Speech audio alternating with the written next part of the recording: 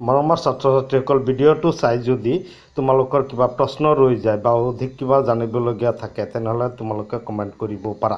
মই ভিডিঅ'ৰ প্লেলিষ্টবিলাক Facebook group, Facebook page, Telegram আদিত শ্বেয়াৰ কৰি থৈছোঁ, যাৰ লিংক মই ভিডিঅ'ৰ ডেছক্ৰিপশ্যনত দি থৈছোঁ। তাৰ জৰিয়তে তোমালোকে প্লেলিষ্টত গৈ ভিডিঅ'বোৰ একাধিক্ৰমে চাই যাব পাৰা। এতিয়া আমি আলোচনা কৰিবলৈ আগবাঢ়িছোঁ 2017 চনৰ SSLC এক্সামৰ প্ৰশ্ন নং 6 আৰু প্ৰশ্ন নং 28। এই দুয়োটা প্ৰশ্ন তোমালোকৰ কিতাপ অধ্যায় 15 আমাৰ পৰিৱেশ পাঠটিৰ পৰা আহিছে।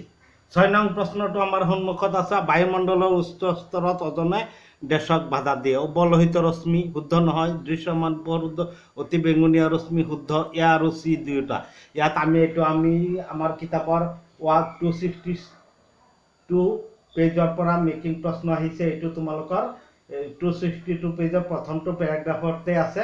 অতি বেঙুনীয়া ৰশ্মিক ওজন স্তৰে পৃথিৱী পৃষ্ঠত আহাৰ পৰা বাধা দিয়ে।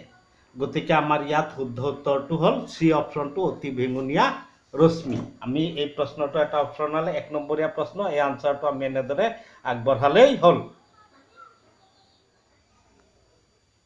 এতিয়া আমাৰ সন্মুখত আছে প্ৰশ্ন নং 28। পৌষ্টিক স্তৰ কি? খাদ্য শৃংখল এটাৰ পৌষ্টিক স্তৰসমূহ বৰ্ণনা কৰা। খাদ্য শৃংখলৰ প্ৰতিটো স্তৰকে একোটা পৌষ্টিক স্তৰ বোলা হয়। 1 মাৰ্ক আছে, পিছত আছে 2 মাৰ্ক। খাদ্য শৃংখলৰ বিভিন্ন পৌষ্টিক স্তৰসমূহ।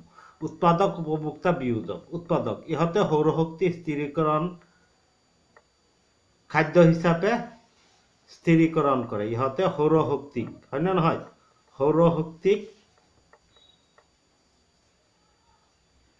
খাদ্য হিচাপে স্থিৰীকৰণ কৰে। সৌৰশক্তিক ৰাসায়নিক শক্তিলৈ পৰিৱৰ্তন কৰি খাদ্য প্ৰস্তুত কৰি খাদ্য হিচাপে স্থিৰীকৰণ কৰে। উপভোক্তা, ইহঁতে উৎপাদকক খাদ্য হিচাপে ভক্ষণ কৰি শক্তি আহৰণ কৰে। উৎপাদকৰ পৰা শক্তি আহৰণ কৰি উৎপাদক মানে উপভোক্তাক প্ৰাথমিক উপভোক্তা, দ্বিতীয় উপভোক্তা, তৃতীয় উপভোক্তা, চতুৰ্থ উপভোক্তা, শীৰ্ষ উপভোক্তা হিচাপে আমি ভাগ কৰা হয়। বিয়োজক, উৎপাদক আৰু উপভোক্তাৰ মৃত্যু হ'লে সিহঁতৰ পৰা বিয়োজকে শক্তি আহৰণ কৰে আৰু সিহঁতৰ দেহটোক গেলাই পচাই মাটিৰ লগত মিহলি কৰি দিয়ে। এইটো 1+2 মাৰ্কৰ প্ৰশ্ন এটা। গতিকে ইয়াৰ আনচাৰটো আমি এনেদৰে আগবঢ়ালেই হৈ গ'ল। মৰমৰ ছাত্ৰ ছাত্ৰীসকল, ভিডিঅ'টো চাই ভাল লাগিছে যদি ভিডিঅ'টো লাইক কৰা আৰু যিমান পাৰা শ্বেয়াৰ কৰা, যাতে সকলোৱে ভিডিঅ'টো চাব পাৰে। লগতে তোমালোকে চেনেলটো ছাবস্ক্ৰাইব কৰি লোৱা। চেনেলত গৈ তোমালোকে প্লেলিষ্টত ভিডিঅ'বোৰ একাধিক্ৰমে চাই যাব পাৰিবা।